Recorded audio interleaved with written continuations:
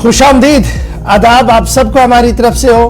Programme आपने देखना शुरू किया जी सलाम जे के गुलिस्तान न्यूज का मॉर्निंग शो, और आज का मॉर्निंग शो लेकर आपका मेजबान इशफाक गौहर हाजिर खिदमत है।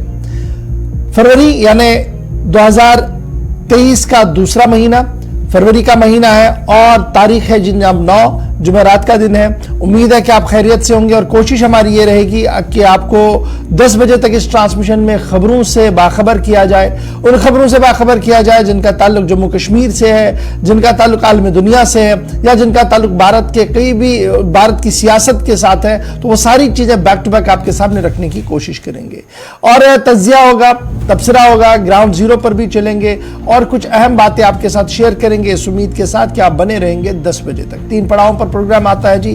पहले और दूसरे पड़ाव में खबर होती है, 9:40 के बाद हम अपनी फोन लाइंस को खोलते हैं ऑटोमेटिकली, जिसके बाद बराह रास्त खबरों का वो जो फोन कॉल्स का सिलसिला शुरू होता है। आपकी और हमारी गुफ्तगू होती है, आपके मसाइल को हुकूमत तक पहुंचाने की एक छोटी सी कोशिश हमारी तरफ से की जाती है। आज भी यह सिलसिला जारी रहेगा, आपको अपडेट करेंगे, लेकिन याद दिलाते हैं हर दिन की तरह कि आप पूरे दिन हमारे साथ कहां पर ज्वाइन करेंगे। टीवी के साथ साथ आप हमारे साथ ज्वाइन करेंगे हमारी सोशल मीडिया साइट्स पर, फेसबुक पर, ट्विटर पर, इंस्टाग्राम पर, पर हमारी ऑफिशियल वेबसाइट www.gulistannews.in पर, जहां पर तीनों जुबानों में आप खबरें पढ़ते हैं और जहां पर आप टेलीविजन को देखते भी हैं और साथ साथ वहां पर आप तहरीर करके हमारे पास कुछ बेच भी सकते हैं। अगर आपके मन में कोई तज्जिया है, तबसरा है, कोई बात आप लिखना चाहते हैं तो हमारी ऑफिशियल वेबसाइट पर आकर जरूर आप वो चीजें अपलोड कर सकते हैं। हम तक आएंगी तो आपसे वादा कि जो चीजें भी आप हम तक पहुंचाते हैं उनको जरूर कहीं ना कहीं अकोमोडेट करके नशर किया जाता है। तो फिलहाल बढ़ते हैं जी प्रोग्राम के तय फॉर्मेट के हिसाब से अपने पहले पड़ाव की ओर। और 9 तारीख को, फरवरी की 9 तारीख को हुआ क्या था, हिस्ट्री ऑफ द डे आपको बताएंगे। छोटे लेकिन अहम वाक़ात क्या कुछ हुए बताएंगे आसिफ रशीद।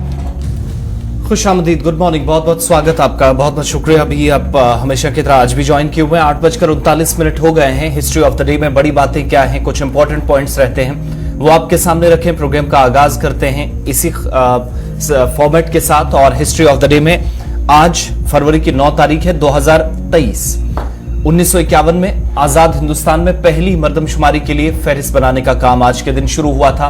यानी पहला जो सर्वे इस तरह का जो आज हर 10 साल बाद हुआ करता है वो 1951 में पहली मर्तबा हुआ। आज के दिन शुरुआत इसकी की गई थी, फहरिस्त तैयार करने का काम शुरू हुआ था। 1969 में मुल्क की 6 रियासतों में असेंबली इंतखाबात हुए और उस वक्त इंदिरा गांधी की हुकूमत होते वक्त भी कांग्रेस को काफी ज्यादा नुकसान उठाना पड़ा। खराब कारकर्दगी इन 6 रियासतों में रही असेंबली इंतखाबात के अंदर 1969 में आज के दिन। साल 1975 में रूसी खलाई जहाज सोयूज 17 खला में आज के दिन 29 दिन गुजारने के बाद जमीन पर वापस आ गया, स्पेस में गया, यानी करीब 1 महीना गुजारा। साइंसदानों की एक बड़ी कामयाबी थी और आज वापस जमीन पर लौट आया। 1788 में ऑस्ट्रिया का रूस से जंग का ऐलान 9 फरवरी को हुआ, आज ही के दिन। इसके अलावा 1849 में रोमानिया में जमहूरियत का नफाज अमल में लाया गया। पहली मर्तबा डेमोक्रेटिक सेटअप के अंदर लोगों को जिंदगी गुजारने का मौका मिला 1849 में। साल 1962 जमाइका ने आजादी के हुसूल के लिए मुआहदे पर दस्तखत किए। इस छोटे से जजीरा नमा मुल्क कह लीजिए या वेस्ट इंडीज के साथ पड़ने वाला एक छोटा सा हिस्सा जिसमें आइलैंड्स 70% से ज्यादा है, उस मुल्क ने आजादी के हुसूल के लिए आज के दिन मुआहदों पर दस्तखत का सिलसिला शुरू किया 1962 में। साल था 1806, तारीख थी 9 फरवरी की, जब नागपुर में एक इलाके से बरतानवी राज के खिलाफ बगावत शुरू हुई और इस बगावत को लीड किया, इसकी कयादत कबायली लीडरान की जानिब से की गई 1806 में आज के दिन। इसके अलावा 1913 में 9 फरवरी के दिन ही मेहरलाल सोनी, जिया फतेह आबादी, उर्दू गजल और नज्म के मुसन्निफ की पैदाइश हुई, तो आज उन्हें भी याद किया जा रहा, उनकी खिदमात को याद किया जा रहा। अदबी खिदमात बिलखुसूस और उर्दू के साथ साथ मकामी सतह पर जुबानों को फरोग देने के लिए जो इन्होंने काम किया है, उस पर आज इनकी जो बरादरी से जुड़े लोग हैं या अदब से वाबस्ता लोग हैं वो आज बिलखुसूस उन्हें इस चीज के लिए याद कर रहे हैं। 1913 में आज के दिन पैदाइश हुई थी, आज हमारे दरमियान नहीं है, लेकिन उनकी खिदमात को याद रखा जाएगा। तो हिस्ट्री ऑफ द डे में ये इंपॉर्टेंट पॉइंट्स थे, बड़ी बातें थी। अब प्रोग्राम में तय फॉर्मेट के मुताबिक एक पड़ाव आगे चलेंगे और आपको बताएंगे कि पिछले 4 दिनों से लगातार हम आपको बता रहे हैं कि तुर्की के अंदर और सीरिया के अंदर तबाहकुन ज़लज़ले ने मुख्तलिफ इलाकों के अंदर जो मनाजिर पेश किए हैं वहां पर शायद नजर दौड़ाना भी या देख पाना इंतहाई मुश्किल है। लेकिन अब हर 24 घंटों के बाद जो आदादोशुमार सामने आ रहे हैं वो काफी इस वक्त तशवीश का सबब बने हुए हैं, हुकूमत के लिए भी और उन लोगों के लिए भी जो इमदादी कार्रवाइयों में मसरूफ है। और मरने वालों की तादाद इशफाक इस वक्त 15,000 से तजावुज कर गई है, बल्कि 16,000 को अब टच करने वाली है। हिलाकतों की तादाद मुसलसल बढ़ रही है, रेस्क्यू ऑपरेशन भी चलाए जा रहे हैं। ताहम तुर्की में कम से कम जो अभी तक इतलात आ रही हैं कि 12,000, सीरिया में 3,000 और कुल मिलाकर ये 15,000 हिलाकतें हुई हैं। हिलाकतों की तादाद में इजाफा होने का खदशा भी है, क्योंकि रेस्क्यू ऑपरेशन जो लगातार पिछले कई दिनों से जारी है उसमें लगातार खलल पड़ रहा है, जिसकी वजह से जो मलबे के नीचे लोग फंसे हैं उनके बच पाने की उम्मीदें बहुत कम अब होती नजर आ रही है। WHO हुक्काम का अंदाजा है कि कुल मिलाकर 20,000 तक अमवात हो सकती है और 23 मिलियन अफराद इससे बराह रास्त मुतासिर होंगे। अंकारा जो तुर्की की राजधानी है मुसलसल तबाही के दहाने पर आ चुकी है और शाम में तुर्की और शाम में आने वाले 7.8 शिद्दत के जलजले से मरने वालों की तादाद लगातार बढ़ रही है, इजाफा हो रहा है और आज सुबह तक जो एदाद शुमार सामने आए हैं वो 15,000 को तजावुज कर गए हैं, यानी 15,000 से ऊपर चले गए हैं। हिलाकतों की मजमूई तादाद जहां बढ़ रही है वहीं पर रेस्क्यू रिलीफ ऑपरेशंस को चलाने का काम भी लगातार जारी है। जहां रेस्क्यू रिलीफ ऑपरेशंस की हम बात आपको बताते हैं, वहीं पर भारत सरकार की तरफ से भी मौक़िफ़ जो है वो सामने आया है, वो हम जरूर आपको बताएंगे। लेकिन उससे पहले रजब तैयब अर्दगान जो सदर है उनकी तरफ से जो बात बताई गई, उन्होंने कल जो स्टेट मीडिया के साथ बात की है उसमें उन्होंने इस बात को मान लिया कि जनाब रेस्क्यू और रिस्पॉन्स में काफी ताखीर हो रही है, क्योंकि वो इक्विपमेंट्स और गैजेट्स उनके पास मुसलसल नहीं है जिसको इस्तेमाल करते हुए लोगों को इस मुसीबत से बाहर निकाला जाए। इसलिए इसमें उन्होंने कल इस बात का एतराफ कर लिया है। रेस्क्यू ऑपरेशन के दौरान जो जानें अभी बचाई जा रही हैं उन्हें अस्पतालों में लाया जा रहा है, जहां पर उनका इलाज मुआवजा किया जाएगा। WHO के जिम्मेदार भी इस पूरे मामले पर नजर रखे हुए हैं। दफ्तर खारजा, भारत के वजारत खारजा की तरफ से भी बयान जारी कर दिया गया है और भारत के वजारत खारजा की तरफ से कहा गया कि कुल मिलाकर 10 भारतीय इस जद में आ चुके हैं, यानी अभी इस इलाके के अंदर मौजूद है जहां पर इन 10 सूबों के अंदर मौजूद है जहां पर ये तबाहकुन जल्जले आए हैं। और उन 10 में से एक मिसिंग है, जिसके बारे में लगातार एम्बेसी जो अंकारा के अंदर है वो लगातार जो है वो राब्ते में है। 75 लोगों ने एम्बेसी के अंदर आकर राब्ता किया है, जिन्हें वहां पर रेस्क्यू कर दिया गया है, सेफर जोन्स की ओर मूव कर दिया गया है। लेकिन फिर भी अभी 10 लोगों के बारे में रेस्क्यू ऑपरेशन जो ट्रेसिंग ऑपरेशन है वो लगातार भारत की तरफ से जारी है और बड़े पैमाने पर ये ऑपरेशन लगातार जारी है। दुनिया भर में अगर आप देखेंगे तो छोटे मुल्क हो या बड़े मुल्क हो, लगातार वो तुर्की की मदद के लिए आ रहे हैं। शाम की तरफ से एक बार फिर ये अपील की गई है यूरोपियन यूनियन और अमेरिका से कि उन पर जो इख्तिसादी पाबंदियां आयद कर दी गई हैं उन पाबंदियों को हटाया जाए, ताकि इस मुश्किल तरीन वक्त में शाम के लोग भी अपनी बहाली जिंदगी को मुमकिन बना सके। अदरवाइज जो सूरत हाल उभर कर सामने आ रही है वो इंतहाई अफसोसनाक है, क्योंकि अब जो मलबे तले लाशें और बच्चों की जिस तरीके से हम फोटोज और विजुअल्स देख रहे हैं उससे जो है इंतहाई सूरत हाल गमगीन होती है और क़यामत सुगरा जैसे हालात अभी वहां पर बने हुए हैं। ताहम रेस्क्यू रिलीफ ऑपरेशन भी जारी है। कुल मिलाकर 15,000 तक तादाद अभी तक आ चुकी है, लेकिन WHO इस तादाद को 20,000 से ऊपर बता रहा है। रेस्क्यू किस तरीके से चल रहा है, छोटी छोटी तस्वीरों के जरिए से आपको बताया जा रहा है कि किस तरीके से मलबे तले बच्चों को बाहर निकालने की कोशिश की जा रही है।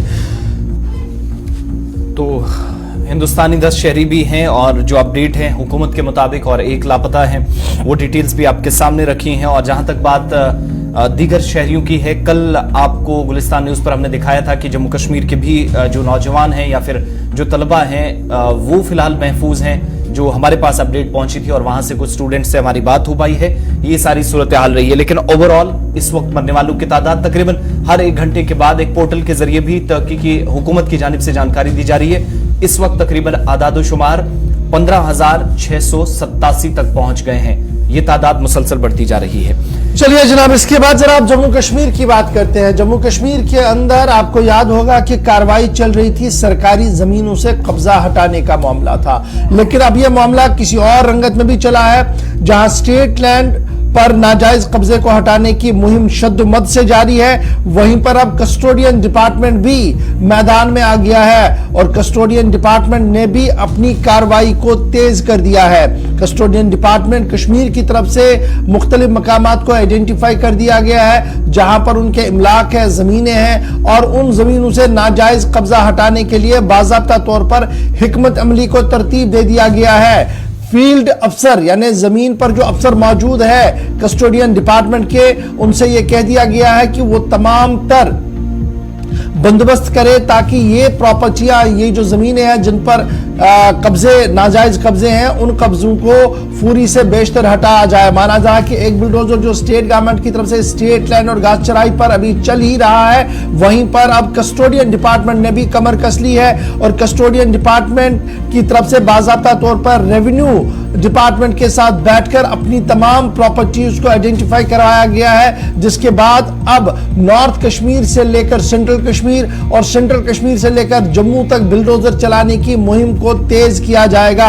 और यह साफ कर दिया गया है कि आला क़यादत यानी हायर अथॉरिटीज की तरफ से इवैक्यूज प्रॉपर्टी डिपार्टमेंट यानी जो कस्टोडियन डिपार्टमेंट है, उन्हें यह कह दिया गया है कि ये प्रॉपर्टियां सेफ रहें, सिक्योर रहें और जिनके पास भी नाजायज कब्जे हैं उन कब्जों को हटाया जाए। कल नॉर्थ कश्मीर के उड़ी इलाके के अंदर सब डिविजनल मजिस्ट्रेट की सरबराही में भी एक आला सतही इजलास मुनक्किद हुआ है, जिस इजलास के अंदर उन तमाम प्रॉपर्टीज का खाका खींचा गया जहां पर नाजायज कब्जे हैं। और अब माना जा रहा है कि नॉर्थ से कार्रवाई शुरू होते हुए श्रीनगर और श्रीनगर से जम्मू तक ये बुलडोजर पीले पंजे की कार्रवाई जो वो शुरू होगी और नाजायज कब्जेदार जो है उनके कब्जों से इवैक्यूएट प्रॉपर्टी यानी किसी न किसी तरीके से कस्टोडियन की जो जमीनें हैं उसको फ्री कराने का सिलसिला होगा। सरकार की तरफ से और डिपार्टमेंट की तरफ से ये साफ कर दिया गया कि जिनके पास लीगल डॉक्यूमेंट्स होंगे और लीगल डॉक्यूमेंट वालों को भी रीचेक करने के बाद देखा जाएगा, लेकिन अगर किसी के नाम का अलॉटमेंट था और आज के दिन में कोई और है, सबलेट खुद ही कर दिया है और डिपार्टमेंट को इस बारे में कोई भी इल्मियत नहीं है, तो ज़ाब्ते और कानून के तहत कार्रवाई होगी। यानी स्टेट लैंड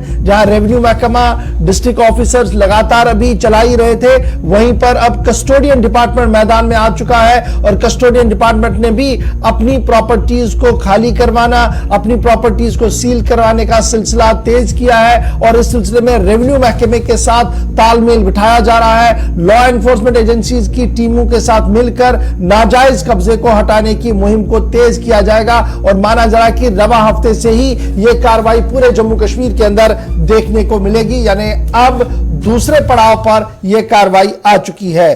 फटाफट से जरा अपडेट एक और आपको बताते हैं। जब हम बात करते हैं स्टेट लैंड्स के रिट्रीव करने के हवाले से, तो डिस्ट्रिक्ट एडमिनिस्ट्रेशन से सूबा इंतजामिया और या स्टेट एडमिनिस्ट्रेशन तक क्या कुछ चल रहा है। अभी तक जो एदाद शुमार हमारे पास है, जम्मू कश्मीर में इंसदादे तजावुजात मुहिम जो लगातार जारी है और अभी तक एक मोहतात अंदाजे के मुताबिक 3.90 लाख कनाल स्टेट लैंड और घास चराई जमीन जो है वो बाजियाब कराई गई है, वापस स्टेट गवर्नमेंट ने अपने कब्जे में ली है। 3.90 लाख कनाल जमीन entire union territory Jammu Kashmir में आइडेंटिफाई की गई, कब्जे हटाए गए और अब स्टेट गवर्नमेंट का यह मौकफ है कि यह उनके पास है, ये जराया हमें बता रहे हैं। लेकिन एक जिले की जहां तक हम बात करें, क्योंकि डिस्ट्रिक्ट वाइज आज से हम शुरू करेंगे आपके पास आना, तो हम आपको बताते चले। आज जरा रामबन जिले की बात करें, पहाड़ों से गिरा हुआ रामबन, और शायद ही किसी को यह अंदाजा होगा कि इतने बड़े पैमाने पर वहां पर स्टेट लैंड या घास चराई पर कब्जा किया है।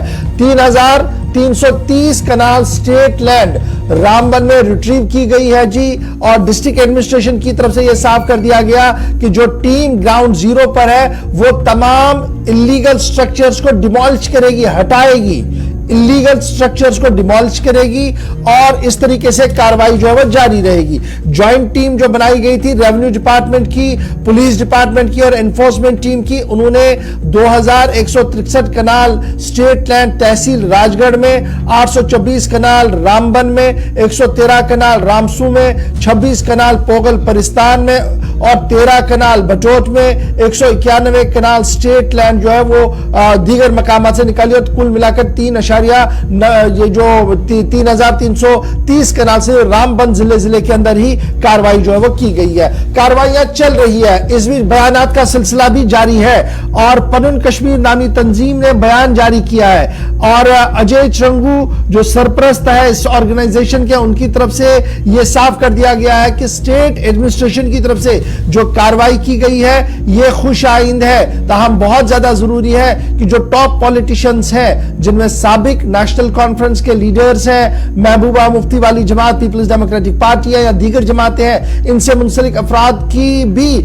निशानदेही कराई जाए और देखा जाए कि कितनी जमीनें उन्होंने इलीगली जो है वो अपने कब्जे में ले ली है और किस तरीके से यह मामला जो है वो चला है। तो फिलहाल उन्होंने एक तरफ से जहां इस कार्रवाई का खुशाइंद करार दिया है, वहीं पर इसमें शिद्दत लाने की भी मांग की है। अश्विनी चरंगू जो पनुन कश्मीर नामी तंजीम चलाते हैं, चेयरमैन है इसके, उनकी तरफ से यह बयान जो है वो आया। यह बयान तब आया जब एक तरफ से पीडीपी, एक तरफ से नेशनल कॉन्फ्रेंस, एक तरफ से कांग्रेस, एक तरफ से अपनी पार्टी और दीगर जमातें पीले पंजे की कार्रवाई को रोकने की मांग कर रहे हैं और लगातार कह रहे हैं कि इस तरीके की कार्रवाइयों से लॉ एंड ऑर्डर धर्म भरम हो सकता है। और कल ही आपको याद होगा कि गुलाम नबी आजाद ने कहा कि अगर इसको नहीं रोका गया तो अवामी एजिटेशन शुरू होगी और जो 2019 में रोकने की बात की गई थी, शायद उसके लिए दरवाजा इस पीले पंजे से खोल दिया जाएगा। इसलिए एहतियात से काम लिया जाए।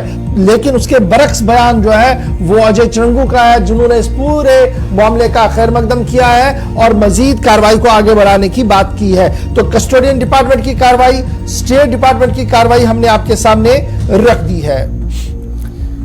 चलिए, कार्रवाई के हवाले से बात हो रही है तो जहां पर इस वक्त जम्मू कश्मीर के अंदर बयानबाजी इस पर तेज हुई, दिल्ली के अंदर एहतजाज पीडीपी की तरफ से किया गया, लेकिन दूसरी तरफ ऐवान के अंदर भी, मुल्क की सबसे बड़ी पंचायत के अंदर भी खूब हंगामा देखने को मिला।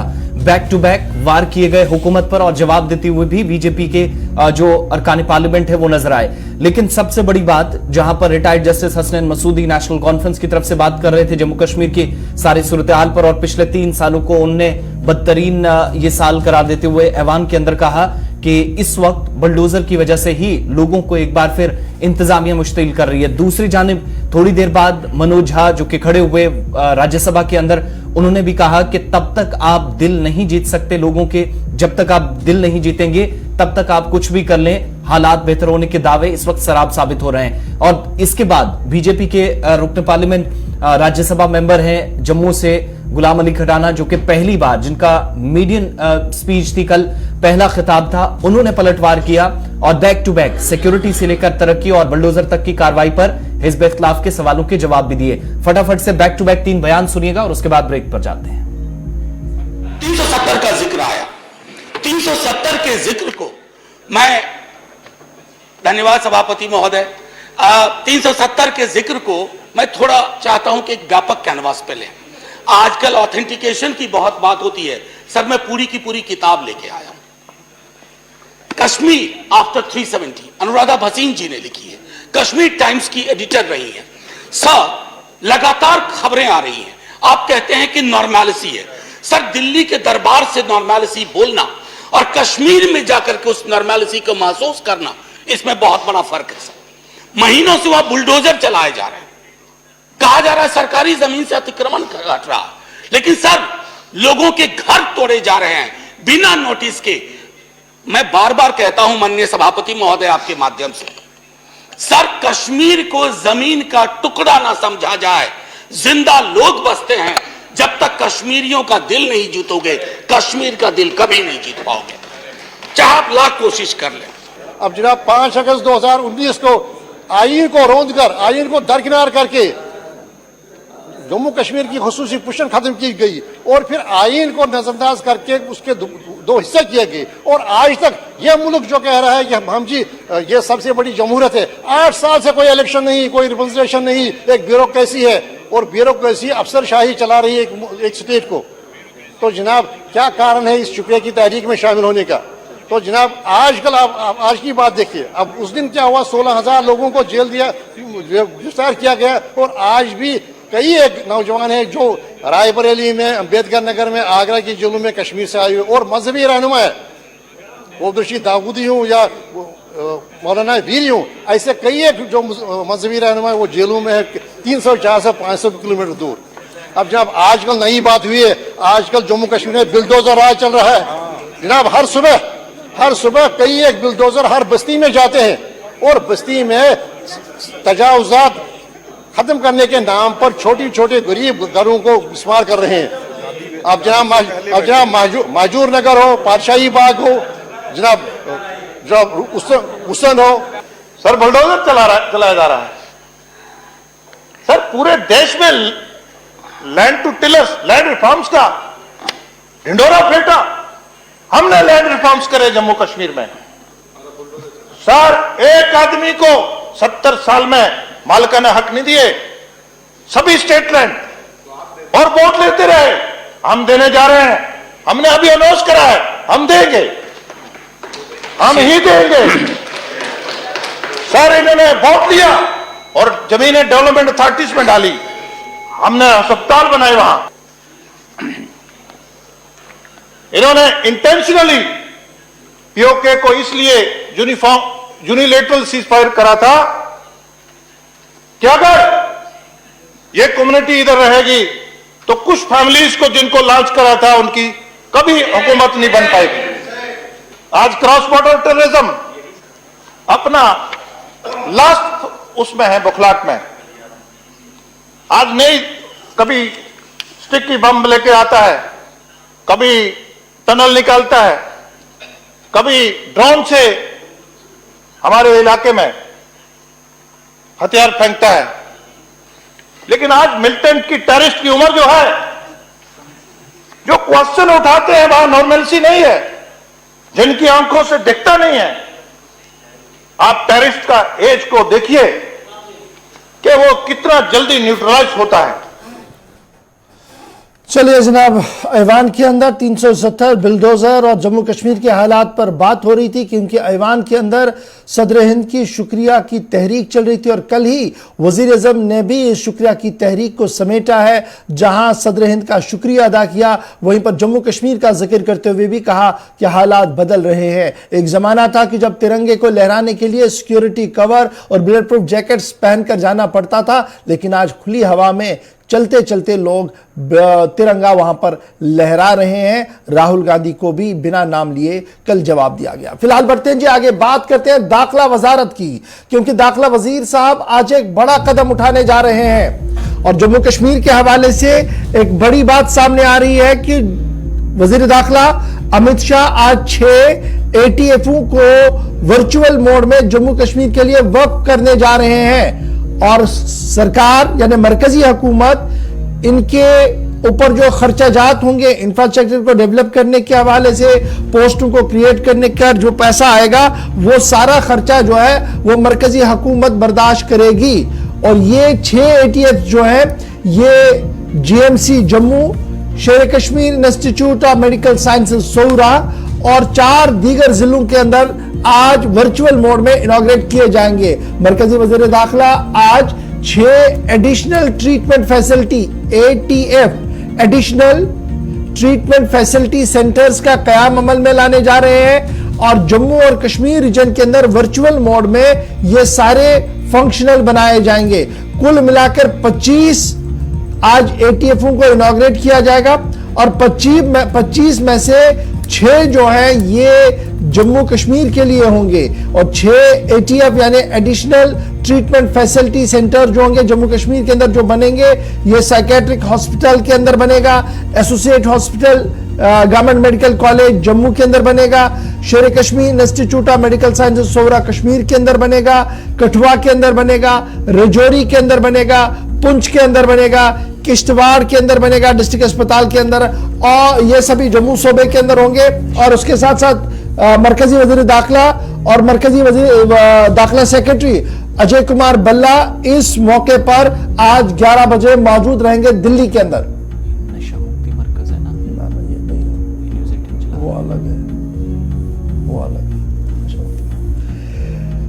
और जनाब ये जीएमसी जम्मू के प्रिंसिपल वो इस पूरे मामले को निगरानी करेंगे जो साइकेट्रिक अस्पताल के अंदर बनेगा, और ये जो 6 एडिशनल फैसिलिटी सेंटर्स बनाए जा रहे हैं इसमें जहां आम इलाज होगा वहीं पर रिहैबिलिटेशन सेंटर के तौर पर भी इसको देखा जाएगा, आउटडोर पेशेंट्स को वहां पर ट्रीट किया जाएगा, थेरेपी के हवाले से इसको देखा जाएगा, और इस तरीके से जो पिछले कई दिनों से कोशिशें की जा रही थी वो कोशिशें आहिस्ता आहिस्ता रंग लाती हुई नजर आ रही है। एटीएफ डेडिकेट प्रोग्राम जो है आज के दिन में जहां एटीएफ को लॉन्च किया जाएगा, उसके साथ साथ ई बुक नशा मुक्त भारत अभियान वो ई बुक भी आज लॉन्च किया जाएगा, और साथ साथ एक डॉक्यूमेंट्री को भी रिलीज करने की बात जो है वो सामने रखी जा रही है। 100% यानी 100% फंडेड होंगे ये जी Social Justice and Empowerment Ministry की तरफ से, और National Action Plan for Drugs Reduction NAPDDR की तरफ से ये इंप्लीमेंट कराए जाएंगे, और निगरानी के लिए एम्स को भी इसमें रखा गया है। तो कुल मिलाकर ये पूरे मुल्क के अंदर कार्रवाई होगी, लेकिन जम्मू कश्मीर के हवाले से दाखिला वजीर साहब क्या कुछ करने जा रहे हैं, 6 मरकजों का इफ्तिताह आज किया जाएगा और किस तरीके से यह काम करेगा वो खतुखाल हमने आपके सामने रख दिया है। चलिए जनाब यहां पर वक्त हो गया जी एक छोटे से ब्रेक का। ब्रेक के उस पार आएंगे तो आपको बताएंगे कि आर्टिफिशियल इंटेलिजेंस का इस्तेमाल होगा। अब ये आर्टिफिशियल इंटेलिजेंस का इस्तेमाल कहां पर होगा उस हवाले से हम गुफ्तगू करेंगे। फिर आपको बताएंगे कि जिला रामबन में एक बड़ी कार्रवाई हो रही है और एक बड़ी इंक्वायरी के ऑर्डर दे दिए गए हैं। किस बात की इंक्वायरी होगी छोटे से ब्रेक के बाद दोनों नुमाइंदे हमारे साथ ज्वाइन करेंगे। बने रहेगा गुलिस्तान न्यूज के साथ।